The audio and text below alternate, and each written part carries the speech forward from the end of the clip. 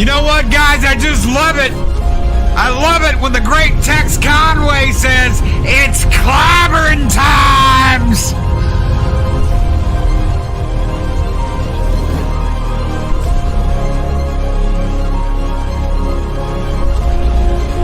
It's Clobberin Time!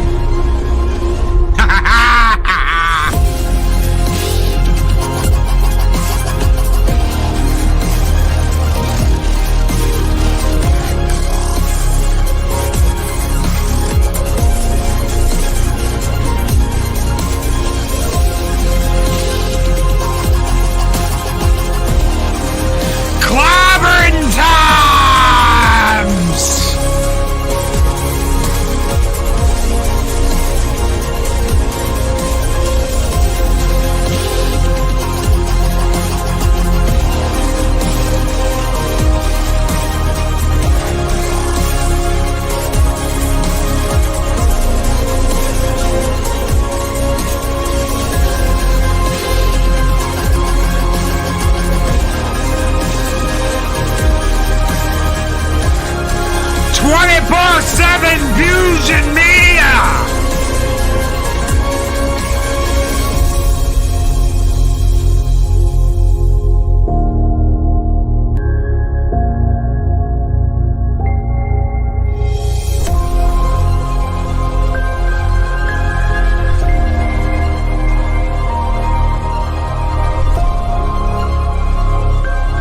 Light the fires, Valhalla, for Stone Loki!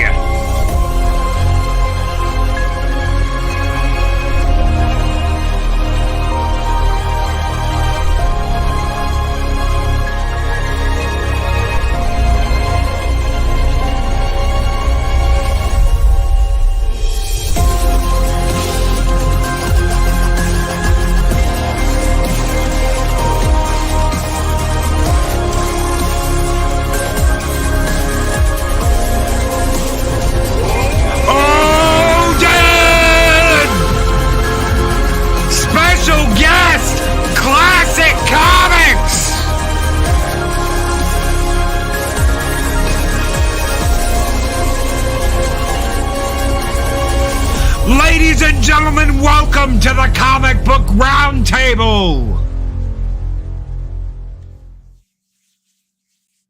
And ladies and gentlemen, welcome to the last Comic Book Roundtable that will be in this studio. Next Wednesday, we will not be live because I will have my hands full moving stuff. Good friend 24/7 Fusion is going to be helping me out with that next Wednesday, I believe, unless he's got work, which I already told him. Dude, do the work. If you got work, work. If you don't, I will pay you to I'll pay you to help me out. But if you have work already, do the job. Do the job. So we will be moving Wednesday, Thursday, and Friday next week. So pretty much any of the night shows that I normally do, we will not be doing. We're going to do the morning shows. And the Day Outlaw is going to take over on Friday morning with the Week in Review. But the night shows are canceled next week due to moving into a new place and having a new studio. I can't wait to show off the new studio. But I want to welcome the awesome co-hosts we have tonight. Of course, the man to the right of me, he is the clobber of clobbers, the one and only, the guy who used to own a comic book shop. If you believe the rumors, ladies and gentlemen, Clobberin Times, how are you doing tonight, my friend? Hey, buddy, never believe rumors. Never believe rumors. I know, right? Or do. I'll leave it to you if you want to. What's up, man? Good to be here. Hey, man, hello out there, chat. It's good to have you here. All right, good to be here, buddy. Heck yeah. Heck yeah. Thank you. Thank you so much for being here tonight, Clobby. And, of course, we've got the one and only Classic Comics special honorary co-host tonight, and he has been for the last couple of weeks. We always love to have you on here, brother. How are you doing? Feeling good. Glad to be here. Thanks for having me once again, and thanks for that nice intro. Heck yeah, man. And hello to the chat. Hello, everybody. And yes, big hello to the chat. Penny! Penny's been getting crap tonight because she's hanging out over here. Dork Knight is giving her grief for leaving his channel and coming over here. We love you so much, Penny. Penny. Thank you. It is so good to see you. Thank you, Penny, for coming over here and hanging out with us. Pat S., the wonderful Pat S. is here. He says, so long, studio. We'll miss you. The neighbors won't, but we will. Right. Oh, actually, I have been, believe it or not, I've kept this to myself for the past couple of weeks. For the past 3 weeks, we have been neighborless. So I have not annoyed the shit out of anybody. Why? Because everyone is getting the hell out of here. We've seen at least 24 moving trucks in the past 2 months. Everyone's leaving. So we've had pretty much everyone around us move out. So I think we're the last ones that are still here, and we're only here for another week. So the price is too much, man. We get a house for what we're paying for a 2-bedroom apartment here. So in a really nice neighborhood. It's not like a crappy house in a crappy neighborhood.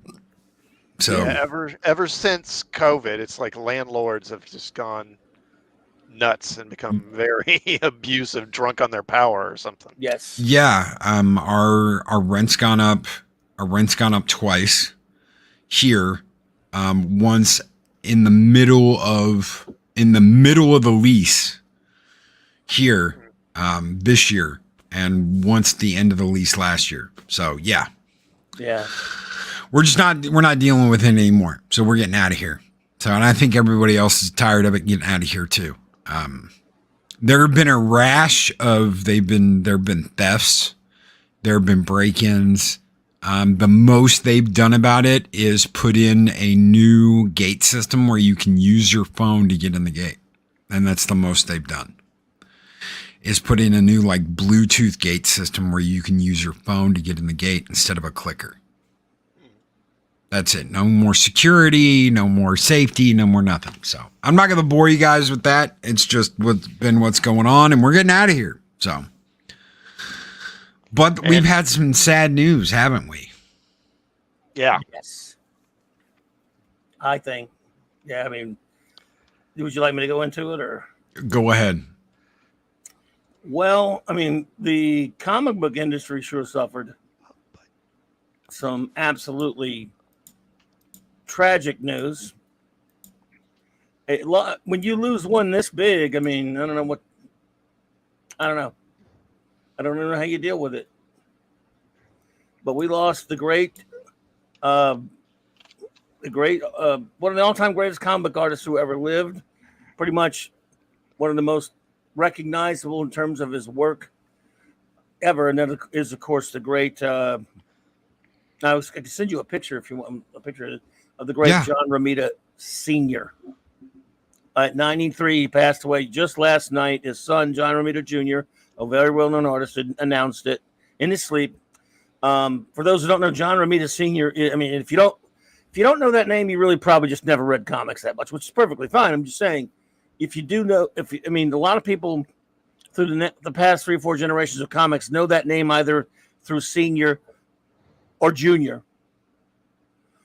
But I don't know. It's hard to explain. Junior's very, very popular. Senior is in the pantheon of the great giants, up there with the biggest names of them all, up there with the Kirbys and the Kanes and the Ditkos and the Neil Adamses of the world and people like that. He's that extraordinary. He was that, and he was probably the last of the Silver Age giants, who also continued the Bronze Age, by the way. But I mean, as far as having coming to age in the Silver Age, he may be the last of the true giants of that era for us that we've lost now. And this was for me. This was my Mary Jane. Well, this guy did the artwork for the first Mary Jane that I kind of like fell in love with. Yeah. Right. So when I think back, and I'm going to change the thing here because Chris just sent me this. And I'm gonna load it up in an overlay too. For some of us, this was the first Mary Jane Watson that we were like, oh my God, yes, absolutely. Bullseye, Wolverine. I mean, this is iconic stuff. Well, imagine, if you will, not just comics, but just about anything in life, whether it's a sports related stuff like that. The term "tough act to follow," if that means anything to you, we're talking about the guy that was charged with following Steve Ditko on Spider-Man after 36 issues, something like that, or whatever it was, on Spider-Man. And that is to do that, and and he did it longer, but to be arguably, probably, at least equally, obviously Ditko created him, but to be as equally connected to Spider-Man, and many people consider him more definitive. And actually, I do. Romita Sr. for me is I love Ditko's, of course, obviously love it, but I have to admit, Romita Sr.'s Spidey, certainly not his only great definitive work, but it's the work that he's mostly defined by. In my opinion, that's ultimate. I don't want to say ultimate because it's a title. That is Spider-Man peak for me, that era. As much as I love the Ditko run, Mr. Romita Sr.'s Spidey run is it. For me personally. Yeah, I mean the classic Kingpin, a lot of this stuff that I'm sitting here looking at, and this wonderful kit that got put together by Chris Persia, this thumbnail. I mean, look at Goblin. Look at these characters. This is beautiful. Incredible. Yeah, thank you, Chris. Immediately, when I see Bullseye, I'm like, that's Bullseye. That's the Bullseye I grew up. That's the Bullseye I grew up reading, man. That's it. Hey, Tom's here. And the orange and brown Wolvie. Hey, what's up, Tom? What is up, Tom? Brother, if you want to come on, you're more than welcome. I'll send you an invite. But Romita Sr. is, again, like I said, I cannot state enough that he ranks up there with all the greats. He's in my, I do my very, like tongue-in-cheekly narcissistic Clobberin Times Hall of Fame, in which only I get to vote. Yeah. I've done 3 of those now, 10 inductees every time. And I put him in there in either the first or second tier with the first group in that pantheon. This is a guy, like I said, just on that alone, if he had stopped right after his Spider-Man run and never did another Marvel comic, he'd be renowned for that because of what he had to follow and how he made the character probably even more popular. But of course, he went on after that to do a little bit less interior work and more ads and covers. I mean, I think CC was mentioning something about, and I talked about this earlier. Your favorite Romita cover? Well, good luck with that. If you can single it out, you're singling it out amongst thousands. I mean, and if you can, that's cool. When I did my a couple years ago, when I did a Kirby cover thing as a tribute to his birthday, I just said, screw it. I'm just going to sell 100-something Kirby covers because I can't. And Romita's kind of the same way for me. I mean, he's not in a class with Kirby in that sense. And by the way, Romita's own words are, he said, I ain't no Jack Kirby. But when he was being brought along in the Silver Age, and he'd been around a while, when he was coming in there to work for Marvel after they'd gotten started, when they became Marvel in the mid to late 60s, when he was being brought in to do a lot of stuff there, he was told, draw like Jack. And he said, he learned a lot of stuff from Jack. And yes, he knew that he was there to be as proficient as Jack, and yet not necessarily do his own style, but do things in the same way Jack did, as everyone else was told. And he was one of the best practitioners of that, along with the John B. Simmons and the Sal B. Simmons and others. Whereas Ditko and guys like that went their own way. Most of them were following Jack, and there are very few that did it as well as John Romita Sr. Chris Persia with $5.50 Canadian Super Chat says, rest in peace, John Romita Sr. Your shadow is large, your mark on comics indelible. You inspired and captivated generations. You shall not be forgotten. Skull. Skull. Absolutely. Thank you Well so said, very much, Chris. brother. Thank you. He is just, he brought a bit of a different look to Peter Parker, whereas Peter Parker's Ditko's was a bit like a little skinny little dude. It's weird because that's just what everyone had gotten used to. However, somehow, some way, when Ramita got a hold to him, he made look more like he didn't look like a little wimpy guy at all. If you look at his Peter Parker, he looked like a relatively, normal looking leading man type in the comic, and it just worked. No one cared about the transition to that at all. It was fine. I think part of that was just because they kind of had Peter aging up at that point, didn't they? And he was kind of moving on to college. He was getting close to college age, and he just kind of filled out. And it was just different styles. Ditko wanted it one way, and Stan wanted it another. And Stan, just like with Ditko, didn't want to have to write anything, so that's why he brought in a guy like Ramita who had talent. And Ramita is responsible for just about everything in his era when it comes to Spidey. Also, had a really good run on Daredevil too, by the way. The iconic looks, the iconic characters, you can't mistake them. They're legendary. Yes. You use the word ultimate earlier, and you're like, I don't want to use that word. Because of that stupid title, Ultimate Spider-Man, but he is the ultimate one. Yeah. Yeah. Ultimate Avengers, Ultimate Thor, Ultimate X-Men, Ultimate. Well, at least I was lucky enough to meet him once, and it was just let me tell you something. Another thing you can measure the greats by is how they treat their fans. And obviously, we all have people we're fans of who don't treat fans particularly well, and we go, And if you meet them, they're like, no, he was a this or he was a that. But when they're just sort of so to you, you might be a little disappointed, but you can go, whatever. It's never quite the same, but you still like their work. When you meet them and they're unbelievably nice to you and treat you like they care about what you do, it resonates with you for the rest of your life. Now, I never met him away from a convention or anything, but Todd McFarlane was really cool. McFarlane was really cool and really nice. He sat there and talked to me for like 10 minutes. He didn't have to do that. I'd throw that up there with the guy who wrote the Thrawn trilogy. Timothy Zahn. Timothy Zahn sat there and talked to me about my dad for a good 10, 15 minutes because those books really brought me and my dad together when we weren't getting along.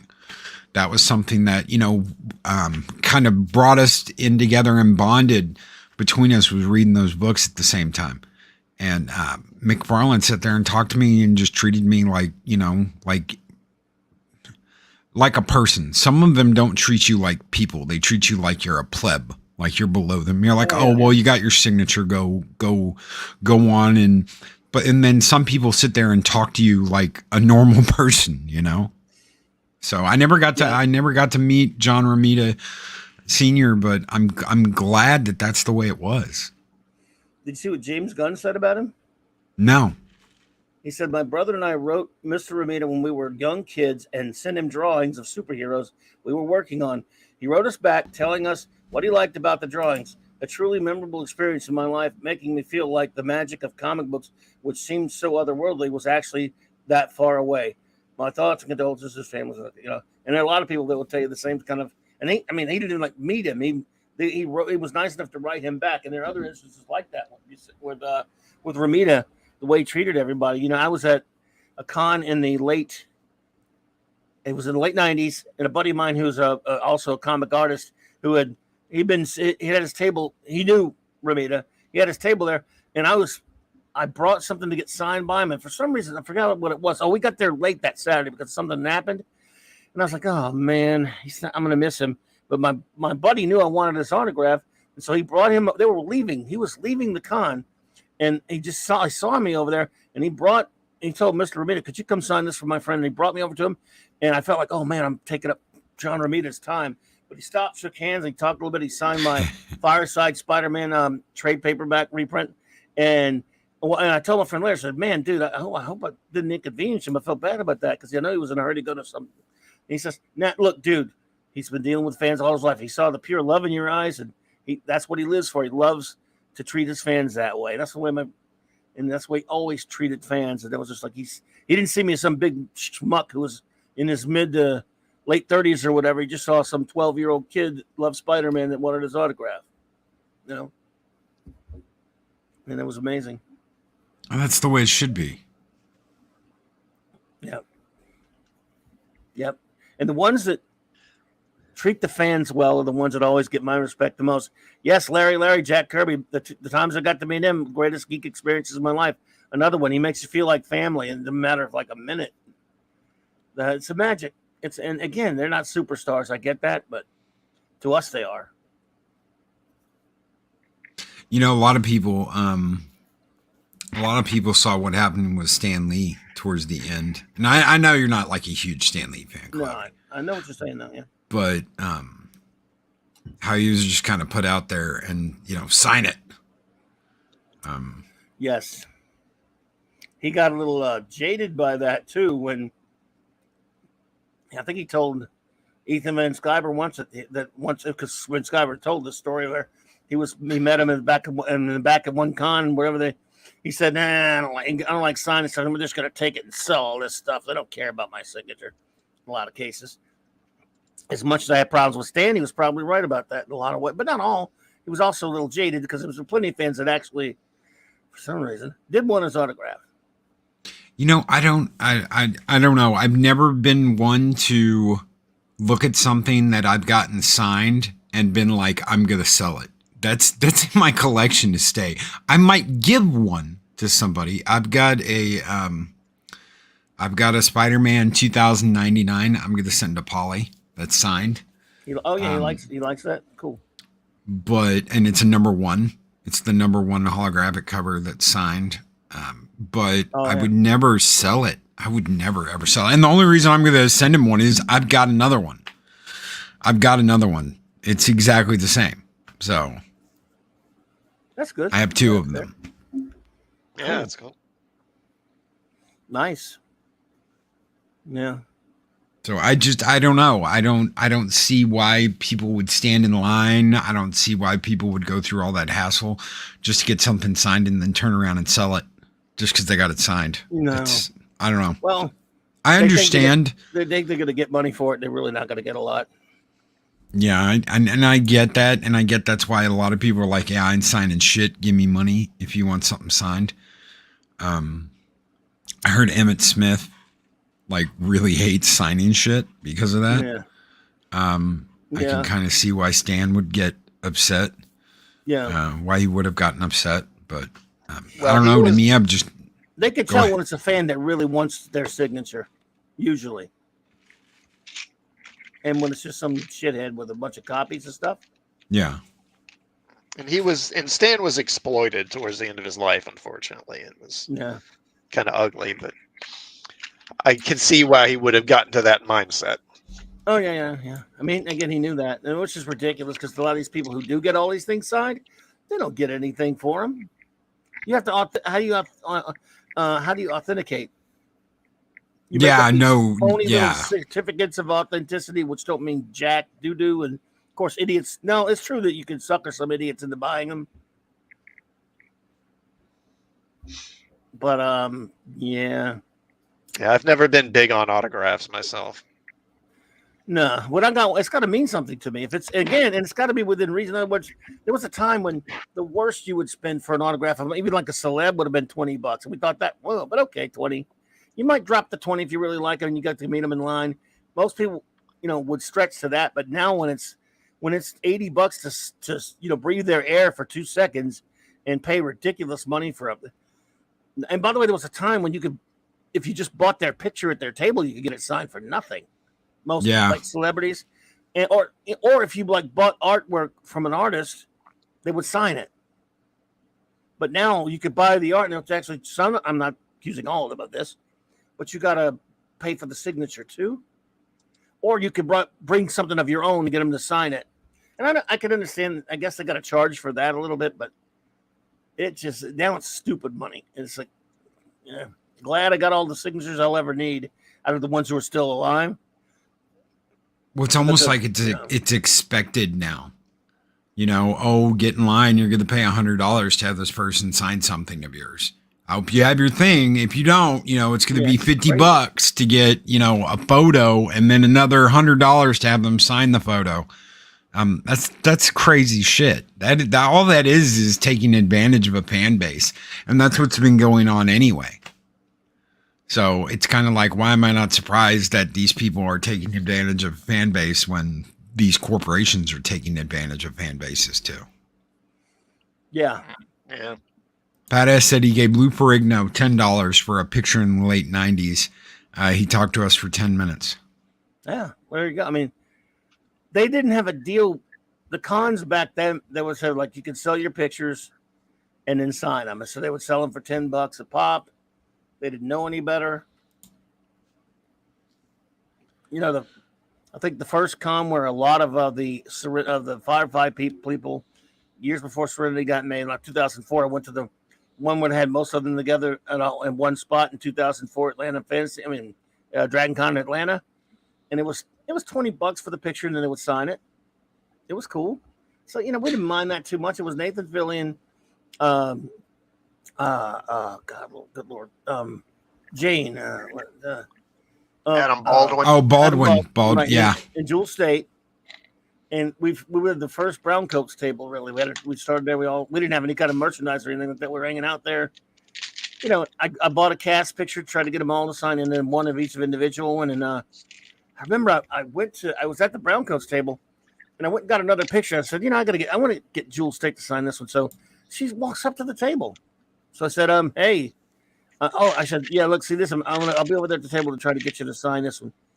And she says, oh, please, just give me that. She just signed it right there. Eris loves her. Eris absolutely loves her. So we saw her in, she guested in an episode of Hercules. She played a pirate captain in Hercules Legendary Journeys. And she goes, God, why do I love her in everything she's in? I said, because she's a kick-ass whammon that doesn't have to be, like promoted as it's like as soon as you see her, she's going to have a kick-ass role in whatever she's in. It's just one of those things. Well, she never kicked ass as what's her name. She just was great. She wasn't expected to kick no ass. She was just kind of cool. If you're talking about Jewel State, of course.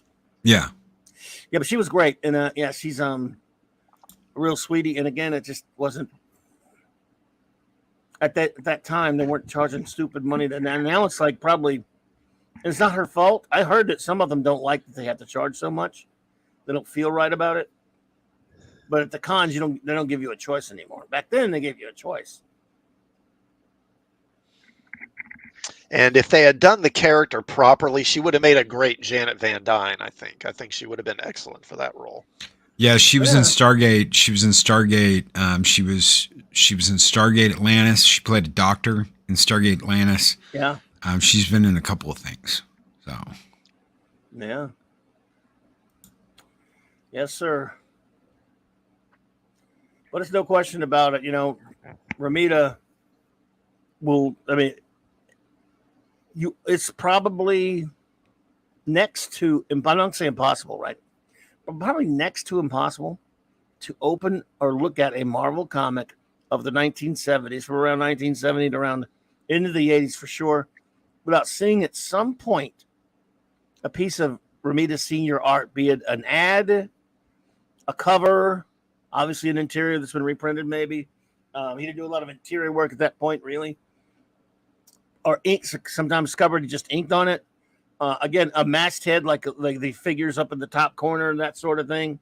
Yeah. It's not impossible. I'm just saying it's a gigantic percentage of the time you have some Ramita Senior art in your hand if you bought a Marvel comic from the 70s and maybe into the 80s even a little bit.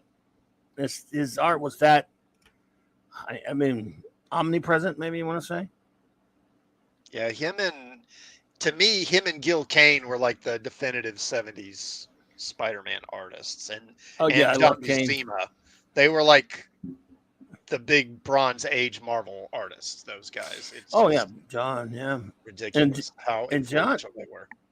Oh, yeah. They are. Look, and as far as Spider-Man artists, Spider-Man, let me tell you, CC, what a run when you think about the Your run of consistent great art on this character. He started out with Ditko, which he evolved over the course of his 30-something issues to become do some of his greatest work. Then you get Ramita Sr. Then you get Gil Kane. Then you get a pretty good run by Ross Andrew, which was definitely respectable. And that was when he did a long run like that.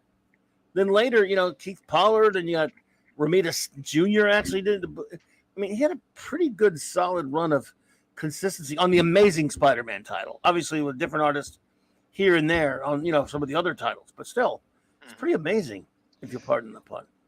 Yeah, it's some characters, they just, I guess because they're the popular ones, they get the best artists kind of funneled to them, I think, because they want to shore up that book and make sure it sells. Spider-Man was like that for a long time, where he just got all the best artists. And X-Men was like that for many years too, where all the best artists were being put on X-Men books. Yeah. Yep. True enough. But you could find so much. I mean, you could find, like I say, it's ridiculous how many series he did in terms of covers for it. He did a lot of those romance comics, by the way, and a lot of other things before he did superhero comics, we should say. Yeah, that's right. Larry asked, what was Ramita Sr.'s best run in comics? For me, it's just easy. It's the Spidey run. I mean, I hate to be boring because that's what everyone's going to pick. But remember, it's not. Go ahead. Oh, I'm sorry. I was going to just mention that the first Spider-Man comic I read was art by him. I don't remember the issue, but it had the Kingpin in it. It was, it's that storyline when the Kingpin was trying to get this ancient tablet, like clay tablet. I forget why he wanted it, but I'm going to bring up that thumb again. So first Bullseye I ever saw, I mentioned that. First Wolverine I ever saw in the brown and the orange before I saw him in the yellow and the blue. That was the first Wolverine I ever saw. Spider-Man, Green Goblin, Vulture, Lizard Man, Kingpin, like you were just saying, Kingpin, Luke Cage. It's just so many great characters. Shocker. That's the first Shocker I ever saw. Well, a lot of cases, he was the first one. Yeah, aside from Ditko himself, Ramita probably created more great Spidey villains than any other artist. Yeah, that'd be fair to say. And the thing is the only thing, the biggest problem with the question, what is his best run? There's almost no other character that he had anywhere like a tenth as long a run as he had on Spidey. He did, for example, he did a couple of FFs that it went after Kirby left, and then it went right over to John Buscema. He did a decent short, I guess, but a decent run on Daredevil. Fairly early on in the series, but not too long after that, he left it. I mean, and he did a lot with various issues here and there, but he didn't stay on it too long, and then of course Gene Colan came along, stuff like that. So there aren't a lot of series runs where he had like long runs on. Yeah, his Spider-Man work pretty much defines his career, especially as far as interior work. He did other stuff, certainly. He did, some Captain America and did some Submariner. I'm not saying he didn't do any more, any other interior work. I'm just saying, for the most part, it was kind of all over the place a little bit. And welcome gone. Welcome. Says, I've been reading some Batman comics, and he is a new sub. Welcome. Well, welcome, we were just sitting here talking about John Romita Sr. Cool. Yeah. Chris Persia says, yeah, I forgot Romita was busy doing romance comics over at DC. Yeah. Yes, he was. Amongst other things, he did most of his stuff he's associated with Marvel, which is true. But there was some DC stuff too. And Skull Allen. How are you doing, brother? I wonder, taking that into account, his work on romance comics, I wonder how much of impact he had as far as the storytelling in the Spider-Man books, because it was during his run they kind of set up the whole triangle for a little while of him and Gwen Stacy and MJ. And I don't know, you wonder if his background in romance comics didn't have a hand in that. Could well have been. I mean, he did. I think it's definitely possible because he did. The Spider-Man title under him became a bit more of a soap opera. I don't mean that in a negative way, but Peter Parker's life was always, it had some of that, but it really became a soap opera when he took over for a while. You had all that stuff going on. I mean, look at all that. You ever seen that? There are a couple, like, you can find Ramita, like, posters or calendar drawings and stuff where he's got the whole Spider-Man cast there. Look how big the cast is. They're all of his friends, and they're all of his college buddies and stuff. Yeah, that romance stuff really kind of kicked in the college, when he went to college. Yes. Not that it wasn't there, but it was with Ditko. But Ditko wasn't really into that stuff as much, let's say. So, yeah, Spidey run is the only. Like I said, there were a lot of other work, but as far as a long, consistent run, it's not even close. I know there's a cover.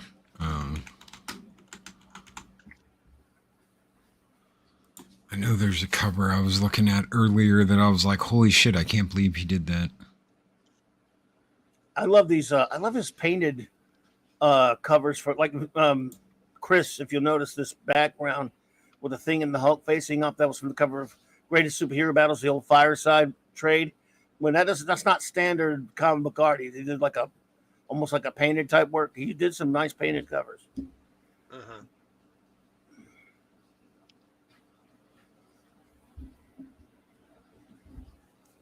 So he was extraordinary. I like all of his ads. I mean, his ad stuff. I don't know. I guess I can't find it. I guess it's not What on you looking here. for? Oh, it's the one with Mary Jane on the cover. On a regular comic book or Yeah, it was a Spider-Man comic. I don't know. I can't find it.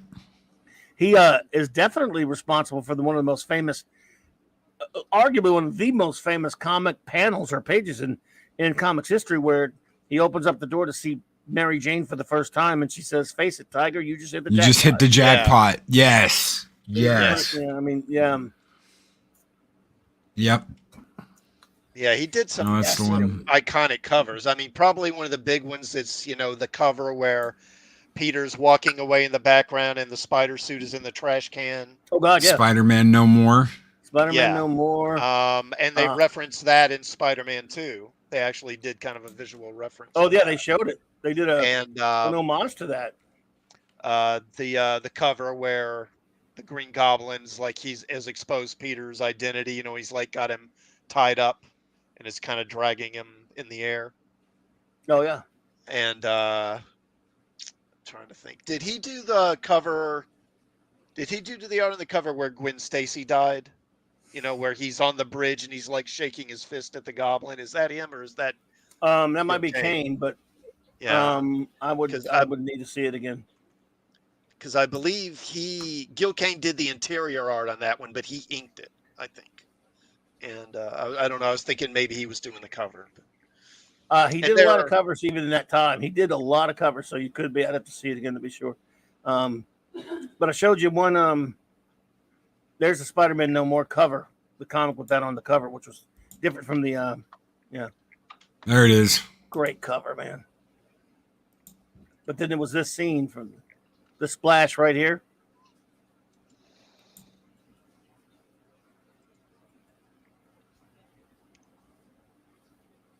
Yeah, that. Yeah.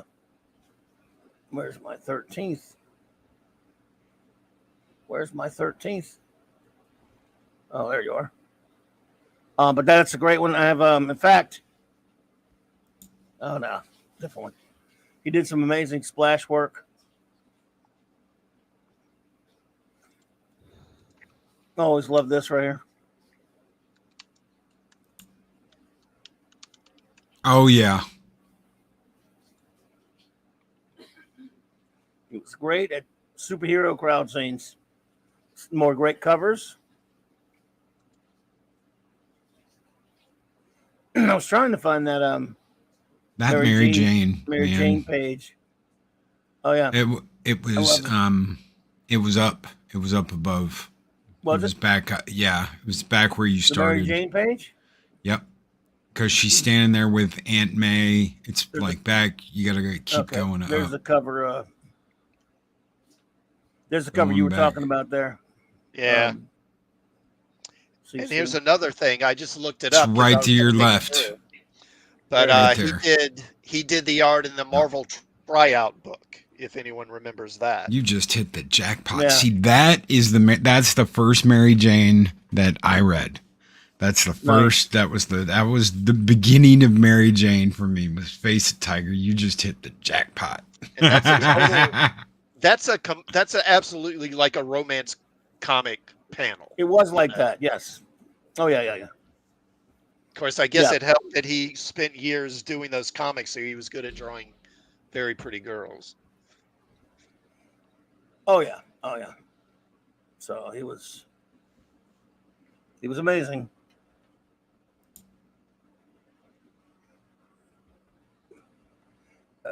Sucks, man. We get older. I was just talking to I was talking to Pat the other day. Pat sent me a thing and was like, "Did you hear that this person just passed away?" And I was like, "Yeah, dude, I can't believe it. We're getting older. As we get older, we're losing all these iconic people that we grew up either, reading their books, looking at their comic books, watching their movies. It sucks. It really sucks." The last couple of years have been especially rough, man, because it's like he's gone. Neil Adams, George Perez. It's Yeah, they went within a span of 2 weeks of each other. yeah. And Ditko, he died not too long ago. Ditko, yep, 2018 Ditko went. Here's one, Lope, that if you want to take a look at the I love this site here. Here we got the top 13 Romita Spider-Man covers ranked. Yeah, that's another one there. Spidey in that kind of spotlight on the wall. Treasury. Oh yeah, Yeah. that one. Oh, That that'll be on here. image. That image have of this Spider-Man crouching there. I mean, that was, you mentioned, Club, you mentioned that his art was in Marvel Comics for years and years. And I mean, that crouching Spider-Man image was ubiquitous in Marvel comic ads for years. Oh yeah, absolutely. There's an ad. Look, some of the ads on the different toys and stuff, and so okay, so they got them ranked. Well, that's a great one. Number 13. How's this at 13? Good Lord, Yeah. Look at that, man. Look at that. that's beautiful. Both unmasked. And that was a big deal, guys. That was a big deal. It might not be a big deal today, but that was a big Huge. deal back then. Oh no. The hero has been unmasked. Nothing's ever going to be the same. Classic stuff. How's this at? That's pretty low for this one too. This is a great cover. Death Without Warning. Always love this. I believe it looks like the death of Captain Stacy maybe afterwards or something. Yeah, I think that's what that one is. Oh, there's this Prowler. Prowler was cool. Man, something about this Ramita covers. One of my favorite covers here. Unbelievable. Beautiful, just beautiful cover. Beautiful The art. parents of Peter Parker. At long Twice last, as the many parents of pages, Peter twice Parker. as many thrills. This one, man, that's way too low, but it's still. This is a great one. Return of the Punisher. Oh yeah, that one with that's a classic. I have this. This was a Spider-Man black and white magazine, but they're great covers by Ramita. Now Actually, in now full full color. Yep, I'm sorry, I meant to say the first 2 issues were black and white. Did Look at that. did Ramita do? I forget the issue, but it's the issue with it's got the tarantula on the cover, you know, and he's kind of kicking towards Spider-Man. Do you know the one I mean? The cover to Peter Parker, the Spectacular Spider-Man #1. Oh, is that what? Yeah, I there think that's what it is. Did he do that? He one? didn't do the interior. He may have did that. I think he did that cover, but I don't think he did the interior. I would have to go check for sure. I think he did that cover. I remember buying that off the stand. Look at that. That's nice. Mysterio. Obviously Mysterio. Right? Yeah, I would put that tarantula one on this list if it were up to me. Yeah, that's one. This is one of the great ones right here. Well. Yeah. Oh yeah, that right there. Classic. Well, they all are, but that's I mean, that's what I'm saying. Picking Ramita, great covers. I mean, you just got to go by the character, maybe. Now, again, this one's just better than that last one. It's good, but come on. Good evening, another Pops. Great one. Hey, Pops. This is another great one right here. And this is, in some of these cases, he wasn't even doing the interiors of the comic anymore. But he did go back to it after a while. I think this is when he went back for a short stint. Nice. I don't know. Those are 2 a little bit high. Now, if this is #2, I can't wait to see what #1 is. This is one of the greatest. I mean, this cover is off the charts, in my opinion, anyway. Something about it I've always loved. And #1 is, well, it figures. Yeah, it's great. But is it better than #2? I don't know. Maybe. And you know, we're talking about how he did the definitive Mary Jane and all. I tell you what, but his J. Jonah Jameson's the one I always think. Yes. His version of J. Jonah Jameson. Yeah, well, that's the version that even the movie is based on. Is his version of J. Jonah Jameson. The whole look, the flat top and the little bit of white in the hair and all that is from his version of J. Jonah Jameson. Yep. It's iconic. Indeed, that's the one that all other JJs are stacked against. Just yeah. Now here, Loki, you have the greatest splash pages, or the rank is his splash, which of course are very important. And you know, some of these splash pages by Jazzy Johnny Ramita. Always love that title. How green was my goblin? Yep. So some great splash pages. The arms of Dr. Octopus. The Elton John Dr. Octopus. Yeah. This is a great one, man. Oh, good Lord. Yeah. Oh, yeah. Oh, hell yeah. Vulture. That picture of Vulture is just killer. John Ring-a-Ding Ramita. With some heckings, apparently. Oh, man. Mysterio. It was Mysterio. Sorry. Mysterio. Oh, this is a nice one right here. Gwen is gone. Shall be some inking him on this one. Yeah, right there. Yes. The end of the Green Goblin. Parker. Yeah. I always love this one. He's talking a lot, but man, look at that against the snow right there. Jazzy Johnny Ramita. What a tangled web we weave. Cool. Oh man. Kingpin. Dash and Donnie Heck on the inking.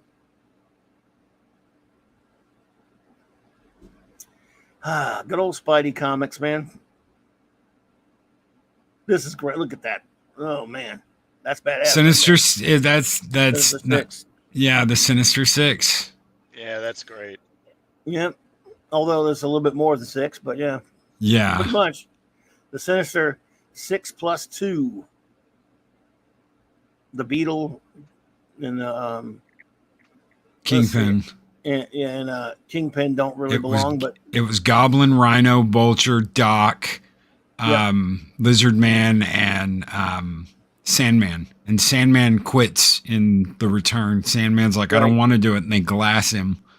Those were the first. Those were the very first Spider-Man books. They call me Mr. Glass. Yeah, the Evil Eight. Holy cow, it's Doc Ock. Nice. And that one, of course, being the best one ever right there. I got a whole bunch of these from a friend I went to school with who had an older brother, and he'd sell me them for 25 cents at lunch. He'd come in with like a stack of them and sell me them for 25 cents a piece. I'd had $1.25 every day for lunch money, so I could get 5 of them from him. And I'd just buy 5 like every day. I did it for a whole year. I had a whole big thing of Spider-Man comics because of that. Damn. So that's some pretty cool stuff right there by the great John Romita Sr. And he will be missed, but never forgotten.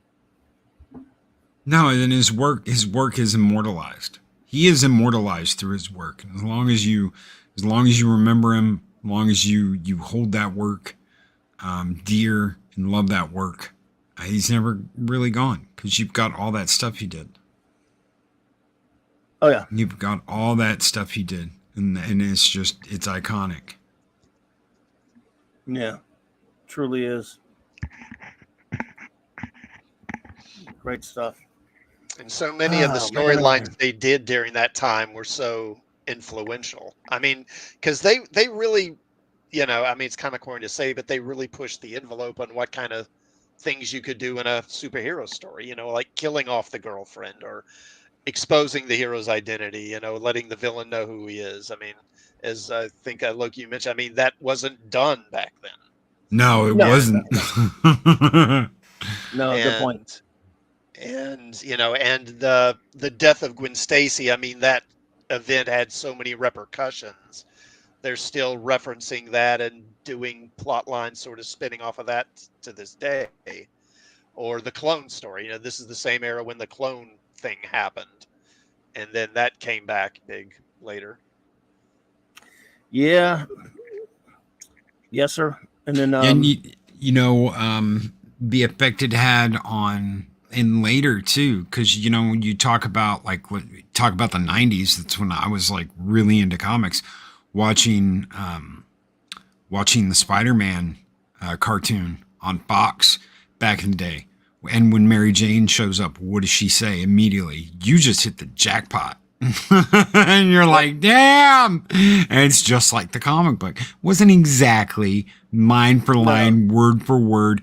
They changed some stuff, but there were so many great scenes. Yes, Clobby, man. So many great scenes from that just reverberated through that cartoon because of this work. Yes. Yes, sir.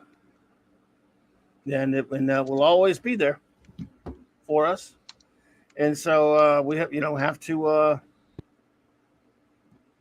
pay him as long as he gets his proper respect. And none of the idiots who produce modern comics respect. I'm sure Marvel won't do anything particularly to honor him. And you got to wonder why. You really have to wonder why. I think I know why, but yeah.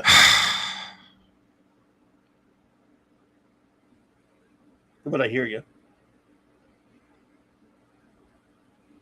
Know what I mean? Yeah. Well, they don't care. They don't care with what went before. They don't have any respect for what went before. What went before means nothing to them. Never will, really. So, no, sir. Afraid not. But we will know. No, and we'll honor it, just like we always have. I want to thank you both so very much for hanging out tonight and talking about this. I think this is something that was really important, a lot more important than talking about the Flash or any stupid shit like that. Well, we can still do that if you want. We haven't seen it yet. Good luck with that. I hope you enjoy it. You're not going? No. I got the full rundown from somebody who already watched it. They were like, "Do you really want me to ruin this for you?" And I'm like, "Dude, you're not ruining anything for me." So, no, I got the full rundown. I know about Clooney's little thing. I know about all that shit. So I'm just like, yeah, I don't care. Yeah. I really don't care. And like we said from the very beginning, the best of what you get out of Michael Keaton is what you get in the previews. The very best scenes are already there. You get some action stuff, and that's it. And that's not even him. They just CGI'd it, and the CGI is worse than what was in Batman versus Superman with the Doomsday. So looking like a Ninja Turtle. So I mean, it's about what I expect out of DC. So it's what I expect. This is, you know, superhero movies in the early 2000s are going to, in 2020s are going to be absolutely horrible. This is what killed the comic book era of movies. We had some really good stuff, and then they killed it. So Yeah, it's over. Party's over. Whatever you know, fine. If you like whatever you liked, and then take it now and enjoy it, because you're not going to get much more of any of the good stuff at all. Something might slip through here and there, and even then, you know, that's a matter of opinion. So, and hail to Psychodorp 9, who's been shooting arrows this whole time. I did get your pic just now over on Twitter. I sent a picture of a whole bunch of arrows going down range while he's listening to us. Uh-oh. So We're being shot at? we're being shot at. So, but thank you. Thank you, gentlemen, for hanging out. We missed 24/7. Guys, we will not be back next week. We will have a week off. I appreciate so very much Clobberin Times taking the time. 24, who's normally here. Classic Comics, who's honestly like on off time, and he's taking the time to do this. So I really do appreciate it, my friend. Thank you guys both so very much. No problem, man. Glad to be here. Always glad to be here, buddy. So 2 weeks. We'll be back in 2 weeks. Guys, take care. Be excellent to each other. Always speak, friend, enter. We'll see you guys in 2 weeks. Take care, everybody. All right. Good night, everybody. Good night, folks.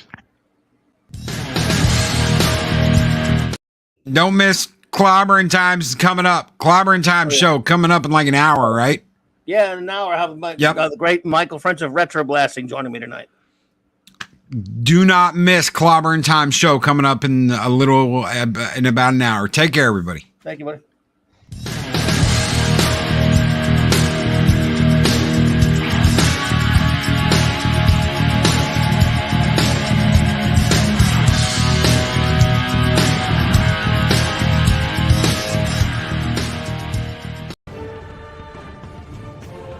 These videos are tremendous. Like, comment, and subscribe, and hammer that notification bell.